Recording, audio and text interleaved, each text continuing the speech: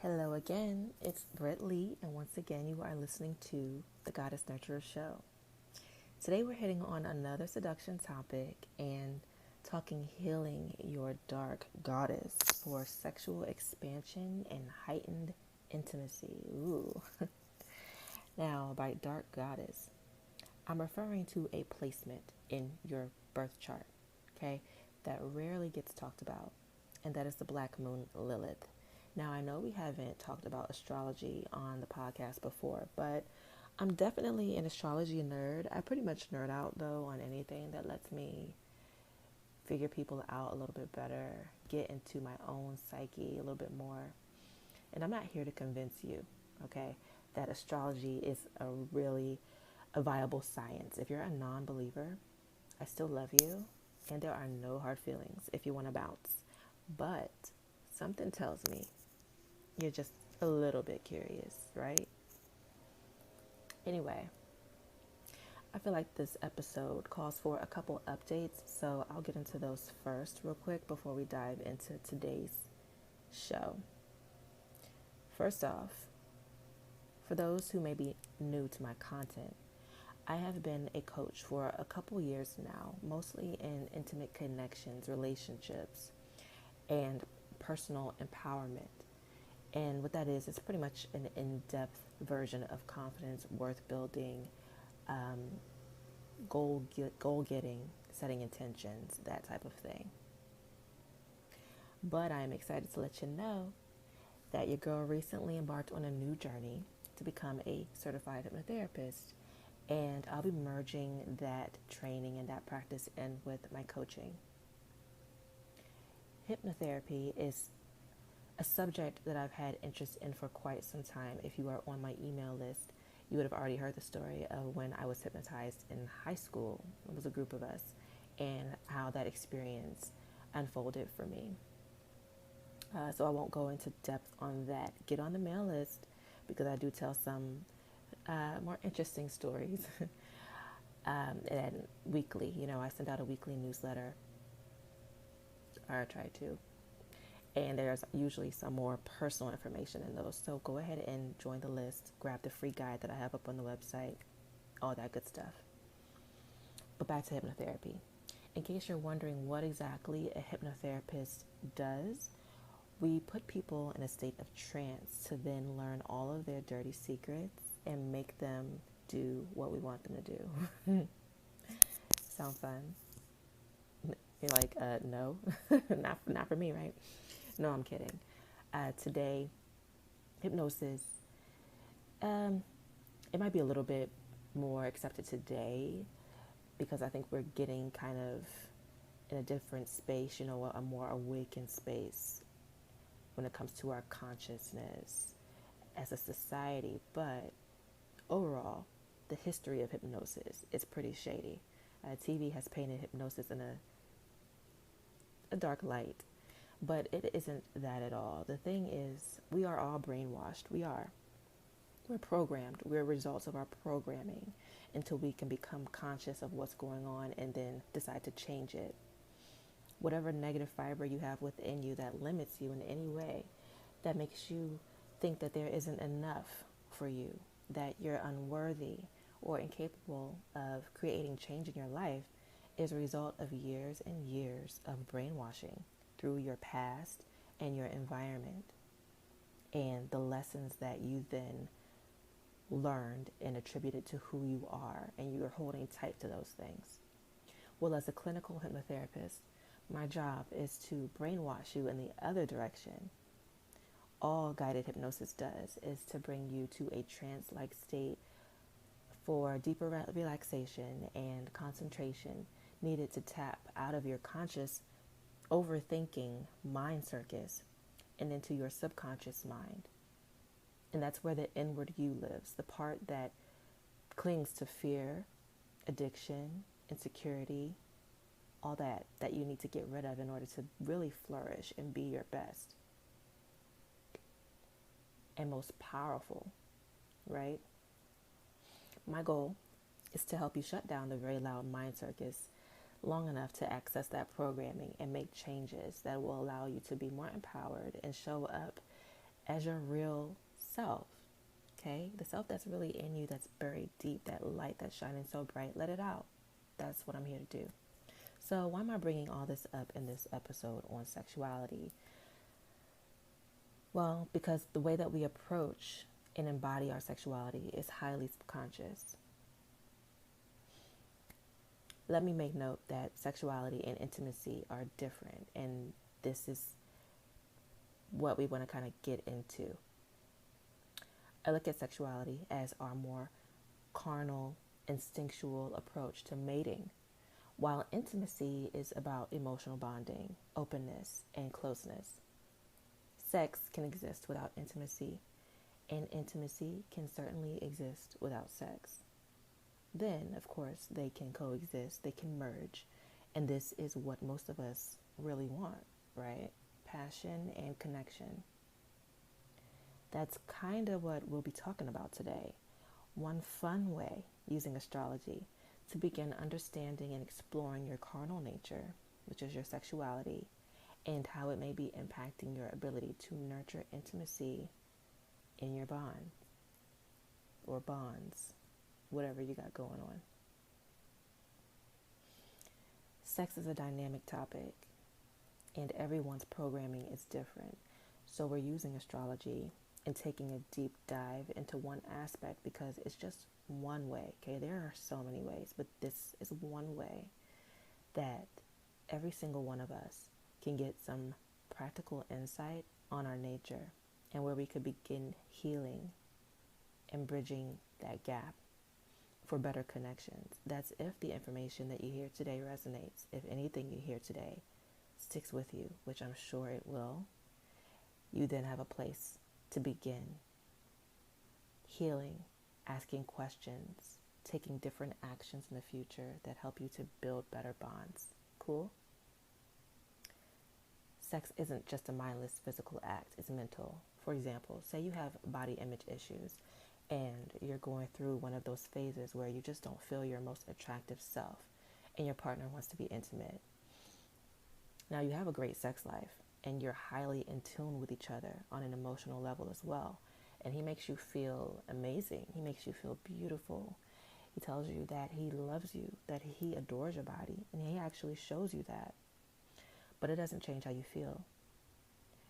And while you appreciate his sincerity and trying to help you feel better, you can't shake that insecurity in that moment. The insecurity you're relaying in your head at that point is one that's deeply planted in the subconscious, which is why you can't just turn it off and on whenever you please, or whenever he wants to get busy. The way we approach sex, what turns us on and off, how we consciously attract our romantic partners, treat and respond to their bodies is highly subconscious and it's part of our programming. So today, I thought it'd be fun to look at subconscious sexuality through the lens of the Black Moon Lilith in the birth chart. Most people know their sun sign. Some people will know their sun, moon, and ascendant.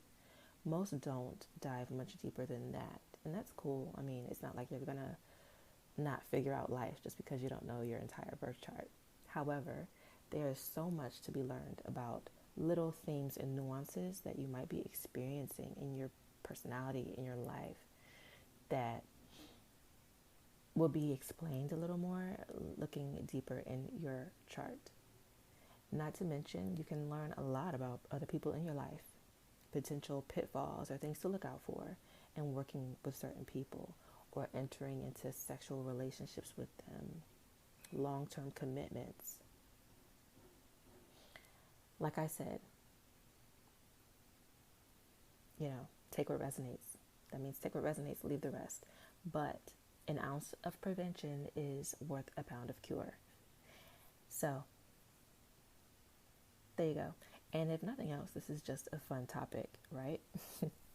So today, let's talk about Lilith and what her place in your birth chart can tell you about your dark side, the dark side of your sexuality. Because Lilith is so about like the dark side of the feminine. and more importantly, for our purposes, how to begin healing those aspects of the dark side for a better connection. Now, Black Moon Lilith isn't a planet. It's a mathematical point in the sky, and is said to reveal your hidden sexual desires and attractions. Okay, that's just one point. The taboo stuff you want to hide or you don't even know is there. The things that turn you on, but you can't really figure out why. Or that thing about you you're ashamed to admit and you try to suppress. Or you don't try to suppress it, but you hope no one else finds out about it. Quirks we either display or are drawn to in the opposite sex. Where Lilith falls in your chart often reveals points of obsession and the themes of relationships where there tends to be obsession or just raw passion. There is a such thing as a Lilith-themed relationship, and those usually are hot as hell. They are super magnetic, engulfing, and very difficult to quit. It's like a drug, okay? And it's unhealthy, or at least that's what it seems like. It seems like it's unhealthy, but it's because it's karmic. It's teaching you something. The energy of Lilith is dark, mysterious, and unspoken.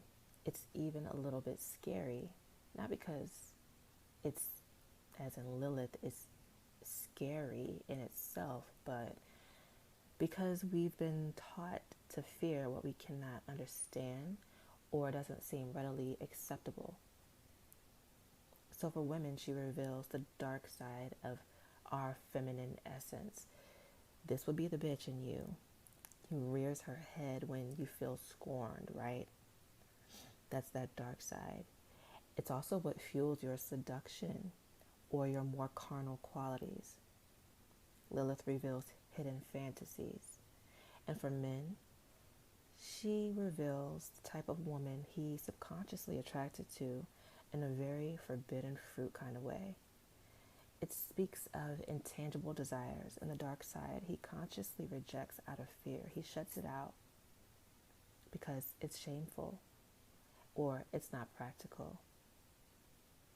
For the masculine, she can symbolize the feminine energy he's most afraid of, because the masculine needs to have control and order. And the Lilith in his chart represents the energy that he may consciously despise for fear of losing control. Subconsciously, he's triggered by this type of woman because she reminds him of his own shortcomings or perceived weaknesses, now or possibly in a past life. She's all about the insecurity that's buried deep within us. Lastly, before we get into the individual signs for men and women, she can reveal a lot about how we show up in the bedroom and why we show up that way. Our deepest insecurity when opening ourselves up to other people in a more intimate way. Our subconscious reasoning for relating the way we do to our partners, like how we respond when things aren't going the way we want it. And the qualities which keep us from coming into union favorably to grow our relationships, romantic or otherwise, to their fullest potential. This seemingly very small aspect can show us a lot. It's just that most of us want to focus on the light, right? The great things, the things that are positive about who we are, which we do need to focus on, obviously, and grow more of that. But though we've been taught to fear the dark, there's a lot to learn from our inner darkness and the shadow periods in our lives. Your shadow side isn't something to shun or fear, just as sleep isn't something to be afraid of, right? Sleep serves to rejuvenate us and to heal us, to give us a moment to kind of shut down, recharge our batteries, and keep going. Well, just as sleep serves to rejuvenate us, our dark sides serve as a place away from the light as well, for retreat and healing and enlightenment. And the dark is where you do the inner work. It's the place where you can learn the magic of loving not only your lightness, but your darkness, and loving all of you, learning all of you, right? That is important.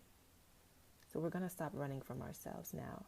For your birth chart, if you don't already have it, visit cafeastrology.com and search for the birth chart calculator, then come back.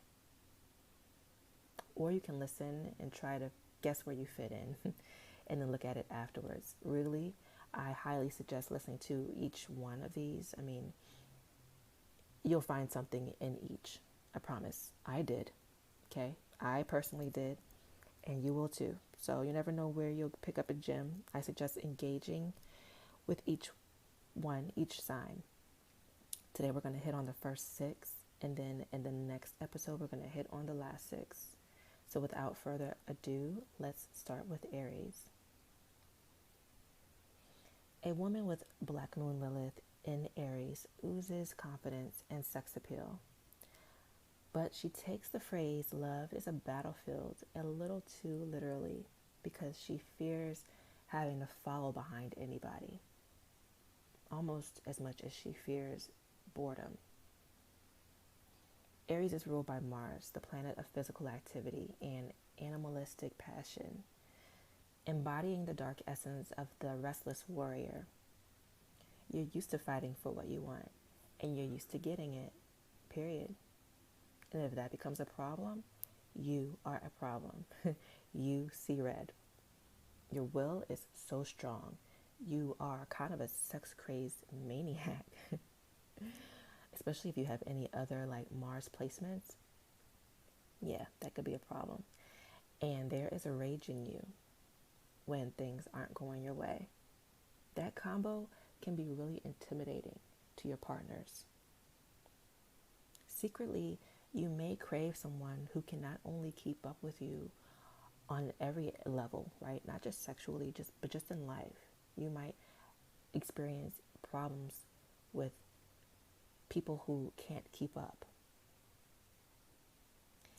And even better than that, even further than that, you might crave someone who can tame you. You need an energy that's confident enough to put you in your place, just enough, when you're being unreasonable, selfish, or childish. Tact and compromise don't have much of a place with you when you aren't getting what you want. Aries, to frame this a little bit better, is the first sign of the zodiac. Aries is the child of the zodiac. Aries has a very childlike way of approaching life. And that can be great. That could also be bad in certain situations. Their childlike view of life makes them lovable, makes them happy, fun, expressive. But as a child has temper tantrums and fits when they aren't getting their way, and they aren't the most reasonable. You can't always talk to a child and express certain things to a child in an adult way because it just doesn't connect. Well, that's Aries. So, one thing to work on, right? If this is a placement and this resonates with you, is how you're behaving when you aren't getting your way, directly and indirectly. You carry yourself as though you're the best, right? Aries is number 1. And that what you can't get one place, you'll surely get somewhere else. And while that might be true, watch out, because your impulsivity and recklessness will land you into trouble. You've got some serious authority and control issues, kid. So in the bedroom, you may find it uncomfortable or impossible to surrender. You may find yourself fighting a lot of battles in your relationships and environment for the sake of winning, turning things into battles when they don't have to be. If you continue to engage in this, you'll constantly face challenges where you're forced to give in and commit what you feel is self-betrayal. That, or lose what was worth way more than the fight itself. This is a karmic lesson that you'll have to face. So the question becomes this: what good is winning if you're still miserable? If you win and remain unfulfilled or dissatisfied with the result, what was the point? You can begin shifting your perspective on what feels like self-betrayal by understanding what's at the heart of your need to be on top. Does it make you feel validated? Does it give you a sense of power? Where in your life is this hole of powerlessness that you've been trying to fill?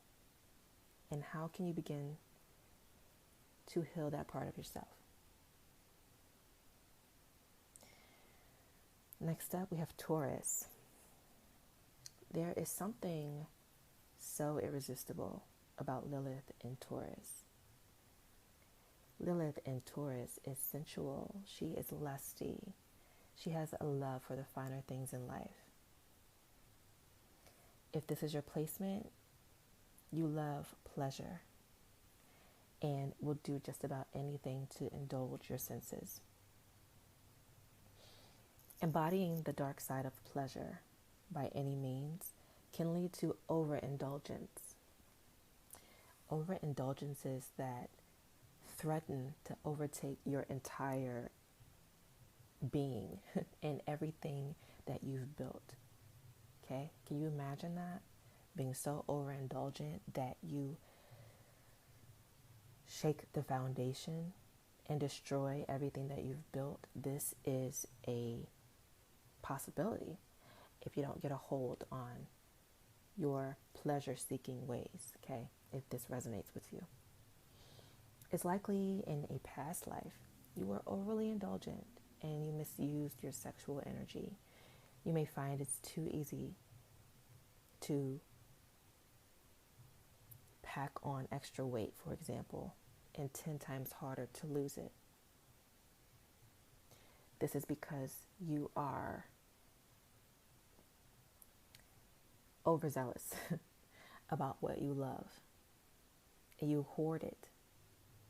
And then when you need to let go, it's very difficult to let go. And you might experience that in a lot of different ways. You might find yourself in a relationship with someone who is very loving, but fails to meet a primitive need that you have within. For example, the sex might be lackluster. It might be very minimal. Or they could fail to provide you with some other very physical, fundamental need like money. But they're very loving and they give you a great relationship otherwise. On the flip side, you might find a person who fulfills your very hedonistic needs, your love for physical connection, your love for money and things, but becomes a source of addiction for you. In other words, you might struggle to experience a level of pleasure that you long for, or it might be too much. There's a need for balance here. It's your karmic duty to control your hedonism and possessive nature. You're here to reconcile your need for possessions of people, things, pleasure. And this may involve going through a lot of different cycles of gaining something just to lose it, because you got to find balance. You aren't above bullying people into submission for your own gain. Or a lot of people who have this placement are not above that, okay? I won't just directly point you out, but you know if it's true. That can lead to resentment in people. That can lead to people seeking vengeance upon you. Are these problems you really want in life? So how do you not become a slave to your urges? By first understanding the role that pleasure and possessions play in your life and in your relationships. Why is so much importance placed on these things? How do you feel when you are denied or feel like you have to deny yourself pleasures? How can you redirect the energy that surrounds this craving into something that's more productive and healthful? How can you binge on things that grow you and make you better and provide substance in your life? Learning the importance of balance and gratitude will be a game changer for Lilith in Taurus. Next up, Gemini. If you have the dark goddess in the sign of the twins, you possess a special mental brilliance and vitality that is unmatched and a little difficult to keep up with, even for you at times, if you're being honest with yourself. You are inventive and you are easily bored. You may create drama and issues where there are none just to stay entertained, or just because what you rationalized one way before, you are now rationalizing different. So whereas it wasn't a problem before, it now is. And you might not be able to express this in the most healthful way to your partner. This can be confusing to people around you. You may be labeled as drama-driven or never satisfied. You may even feel it subconsciously causing you to seek pleasure from multiple sources. In the bedroom, your curiosity drives you to keep things fresh. You may fantasize about threesomes as your dual personality makes multiple type scenarios very intriguing. And let's be honest, you are not shy about taboo topics either, okay? You're highly drawn to that. You're good with your words, and you often use them to reel in your conquests. You love some dirty talk, but communication,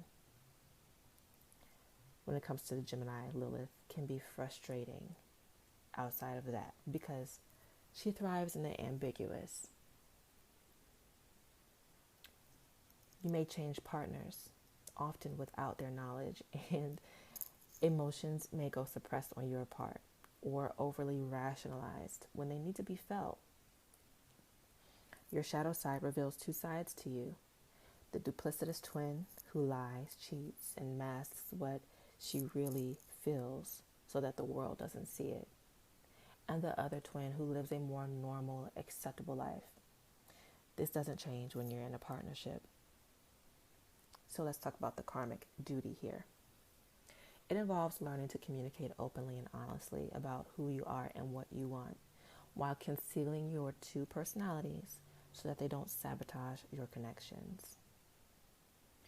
Try to live fully in the moment without intellectualizing your feelings, because it creates an unnecessary boundary that other people can sense. Sexually and intimately, be careful of your curiosity and secrecy because they can harm your connections. Try to be more intentional when it comes to the people you surround yourself with, and making sure you can express yourself fully with them. If you can't be genuine, what's the point? Many people and experiences will come in and out of your life to give you ample opportunity to channel this, to work on your communication, and more specifically, communicating authentically. So keep an eye out for that. Lilith in Cancer. She is the submissive siren who longs for a true home. Cancer struggles with family issues, okay? Due to the struggles in the family dynamic, possibly growing up or even in childhood, that might even be manifesting in your adult life.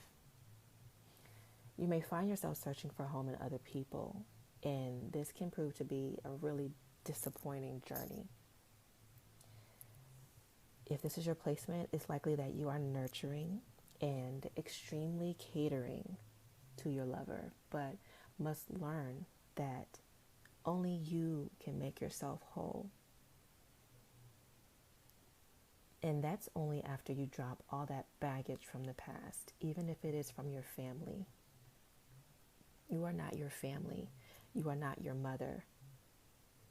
It's your responsibility and your journey to figure you out and to grow into your own home. Okay? Lilith in Cancer has a mean case of separation anxiety much of the time and feels a need for frequent reassurances from her partner about their love and devotion. So a quick story, because my husband is a Lilith in Cancer and he fits this almost to a T. Last night, he had this really bad dream. I heard him tossing and turning and groaning in his sleep, and I tried to kick him so that he would wake up, but it didn't work. And in the morning, he woke up and told me that he had this awful dream. And I had to force it out of him because, yeah, it's just, that's Cancer, just a little bit dramatic, right? It's moaning, going on and on about this awful dream that he's not telling me about. And finally, he told me. Turns out what I thought would have been a vision filled with awfulness, apocalyptic gore and the purge, by how he was talking about it. It actually was about me. And do you know what this dream was about? Of course you don't. He dreamt that he asked me if I loved him, and instead of saying so much or very much like I usually do, I was silent. And so he asked again, and I shrugged. And I told him something like, yeah, I guess you could call it that. And that sent him on this rampage. He had a fit, yelling and smashing the bathroom mirror because he thought I had fallen out of love with him. And this was his dream. And this had shaken him up so badly. Well, this is Lilith in Cancer. They are highly sensitive to the words of the people they love, and they need to know that they are loved back, and they need a rock solid foundation. Listen, if this is you, you are highly intuitive. You are pleasing, but you don't always trust your gut. You don't always trust that intuition. And though your sexuality can exist very deeply, it's mostly in a very fantasy type of way. You feel inhibited, as though you can't do certain things, as though certain things are not acceptable, or you just can't find the initiative to make them happen.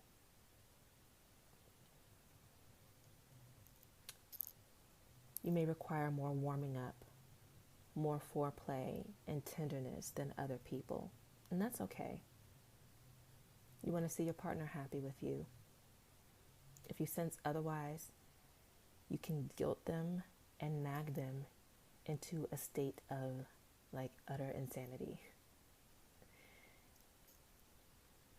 You aren't above evil mind games in search of love displays and appreciation. If this is you, you know it's true. But your karmic duty, my love, is to find a sense of independence even in your union, in order to stop validating your worthiness of love through the people around you. Okay? Due to your high sensitivity, you're more at risk for emotionally induced illness. So, before your negative emotions cause you to spiral out of control, ask yourself, could it be possible I'm perceiving this situation incorrectly? Could I look at this a different way? Instead of complaining about this, can I see 5 positives in this scenario? Can I pick 5 things that I have to be grateful for in this moment? What is another way that I could see this? What's something that might be happening on the flip side that I can't readily see? Perspective is invaluable, okay? And it can save you a lot of headache and heartache. Okay, enough of Cancer. Leo, Lilith, where do I start with you? First of all, your ambition is second to none. You are a sight for sore eyes, and it feels absolutely glorious to be in your presence. But while I know you loved hearing that, your love is centered on yourself. This placement can reveal some narcissistic tendencies, I can't even lie. And that's just not from my words. If you look it up online, look up Leo Lilith, and you will find the word narcissistic, narcissism somewhere on that page. Don't shoot the messenger. We're all here to learn and grow. So, Leo Lilith can be a bit prideful, vain, power-hungry, and self-serving in her dealings with other people and with her partner. She tends to get away with a lot, as narcissists tend to do, because she is so daggone captivating. She makes her partner feel privileged to be around her, and she plays her game by her own rules. It's very, very unusual for a Leo Lilith to be in a fair exchange, okay? It is only when the partner snaps out of this mesmerized haze and fog and realize that almost everything in the relationship is about her, even what should be their shared pleasure, that partner will become resentful. And what's even worse is that Leo Lilith won't necessarily acknowledge the role that she played in her emotional mistakes and the harm that it caused to her partner. And that can feel like a double stab in the back. If this resonates with you, you likely treat the bedroom as you do most places, like your personal stage. You really love mirrors and sex in front of them whenever possible. But because you focus on yourself a lot of the time, you can be a selfish lover. Now, at your best, you are charismatic and doting and so nurturing in a way that an actor would treat his fans, okay? Leo is very much about the show. So that's what comes to mind when I vision a Leo Lilith. But you are charismatic and doting in that way, usually after your nature has been revealed to you in some ego-shattering way that you never want to experience again or relive. Until then, it is highly unlikely that you'll acknowledge other people regularly. You may have difficulty being sincere and taking responsibility if you mess up. You'd rather blame your partner, right?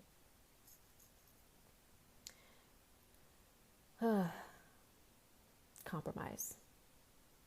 Compromise is tough to Leo and Lilith due to her pride, which will lead her to throwing away relationships rather than making concessions, even when they are reasonable, because she just doesn't want to change. And this can cause confusion, deep sadness, and again, resentment in her partners, while alienating her from people with whom she might have otherwise shared long-lasting connections. If this resonates, you might recognize a thirst for power and recognition from small circumstances to more major. Okay, you like to be recognized. You like pleasure.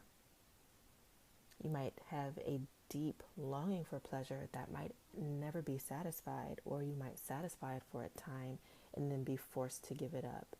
This is a karmic lesson at play. As life goes on, the need to live in opposition to your fierce instinct for what you want will likely drive you crazy if you don't find some fulfilling way to channel that energy. Another part of your karmic lesson is obviously to tame that ego and learn how to nurture your relationships by being a team player. Sometimes you may do things for appearances, and then you'll have to go through this whole transformation to see why doing things for appearances, making big life decisions for appearances, whatever, why that doesn't work. Ultimately, you'll want to look in the mirror, no pun intended, and ask yourself, is this for a show, or is this truly who I am and who I want to be? When is the last time I checked on this person, or saw what my partner had going on, or asked them how far they were coming along in whatever that thing was that they were ranting about, or offered help or a sincere compliment to someone at work, you know? These are things you want to check in with yourself about. Honestly, this is one of the toughest places to have Lilith when it comes to building romantic connections, because of Lilith's influence on pride. Remember, Lilith is about the dark goddess, the dark side of our feminine essence. And so pride, self-absorbed behavior becomes magnified. Hopefully, and likely, you have other placements in your chart that will be more flexible to oppose this energy. If you don't, you might find it even more difficult to undo the stubbornness. For example, if you have a fixed sun sign, I can't remember all of them off the top of my head. You'll likely know if you are. I know one is Aquarius. I know one is Scorpio. I can't remember what the other ones are, but find out, if you have a fixed sun sign and you have this placement, it'll be doubly hard to undo that activity. So just be mindful. Remember, love is stronger than pride, so slay that ego. And next up, Virgo. Lilith in Virgo is a closeted super freak. I mean, she can be borderline sex slave. That's the you like it, I love it type of lover. The tie me up, clamp my nipples, and slap me across the face with it until I beg for mercy kind of lover. Okay, now she might not go there, or maybe she will. That is the Lilith in Virgo. With her, you just never know if she's comfortable with you, that is, which is a journey in itself. Because this girlie has a serious case of sexual shame and inhibition, and deep down feels generally repressed in life overall. It's like she's doomed herself to a life of restraint. You may appear calm on the surface, but fantasize about rebelling against order in every way. And for this reason, you can appear cold and distant because you feel like you have to really tame this part of you and live a very reasonable, practical, put together life. On the flip side, people with this placement might be completely perverted, determined to let the freak flag fly and giving 0 Fs. Virgo Lilith has some trouble balancing these extremes. She fears letting herself go and taking things too far for fear of judgment. And if you can resonate with this, as much as you enjoy playing dirty sometimes, even to the point of being slightly degrading, you have some deeply rooted issues around cleanliness, hygiene, things being just right, things being perfect. We all know a Virgo like that.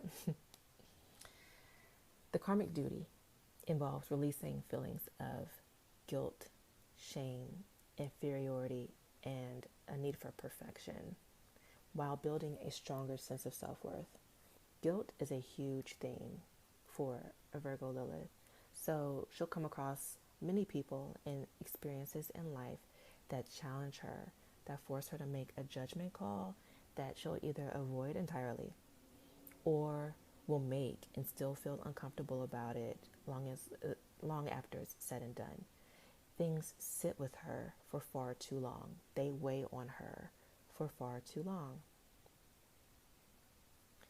Trauma surrounding confidence is also magnified. You'll experience constant anxiety over making choices, but when you learn that the power lies in simply making the choice and moving on, a great burden will lift from your shoulders. Everything can't be perfect. Actually, nothing will be perfect, and right is relative. Just decide and get on with it, because tomorrow you'll have another decision to make, and the day after that, and the day after that. You'll drive yourself crazy overthinking every single step in life. You'll also often be confronted with situations that force you to choose between what's desirable and what's reasonable. The key is to take a step back, look at your life, and answer truly which one is more important to you right now. To be reasonable or to be excited? Where are you on your path? Are you in a need for stability and a sure thing? In some very secure, everyday, day-to-day, I don't want to call it monotonous tasks, but sometimes that's necessary. Sometimes we need that. I can resonate with that myself. I have a very freedom-seeking, freedom-loving way about me, but I've learned that part of my path is to channel that in a productive way. Does that make sense? So, what do you need? And how can you channel it in a productive sense? There are cycles in life, and sometimes one will outweigh the other and make no sense to other people. It's a very personal choice. No one else, and certainly not society at large, can make for you. If you aren't ready to commit to something or someone, listen to your intuition and have faith that you're being guided towards something more suitable to you. This is how you avoid guilt and resentment. And as for your sexual escapades, hey, they are yours to have. Do you, boo. But keep in mind that tomorrow's consequences may not have justified today's actions. Meaning, decide what will make me feel good and empowered. If you won't feel good about it tomorrow, don't do it today. Because ultimately, you're building your self-concept and sense of worth through your actions. All right, so we've gotten through half of the zodiac. This wraps up part 1 of subconscious sexuality with the signs in Healing the Dark Goddess. I hope you enjoyed it, because I definitely enjoyed recording it. If you did, go ahead and follow the podcast for the next one, part 2, where we'll talk about the last 6 signs. And leave me a 5-star rating if you're able to do that on whichever platform you use. Did your Lilith resonate with you? Let me know. You can email me at thegoddessnurturer@gmail.com. You can let me know on Instagram at thegoddessnurturer. I love hearing from you guys. Let's connect, okay? Also, I have a new free guide that I touched on earlier. The free guide is in celebration of my new website, thegoddessnurturer.com, and it is called 7 Warning Signs You Are Sabotaging Your Attractive Energy.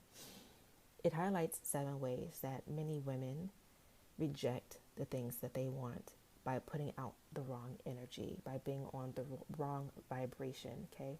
This is not a spiritual, like higher level woo type guide. These are 7 things that most of us do at some point, probably on a daily basis. And it's just bringing them to light and letting you know that they are actually lowering your vibration and then causing you to reject the things that you actually want to attract. So if that's something that you think you'd be interested in, go to thegoddessnurturer.com. It's on that very first page. Click the button and go download it, okay?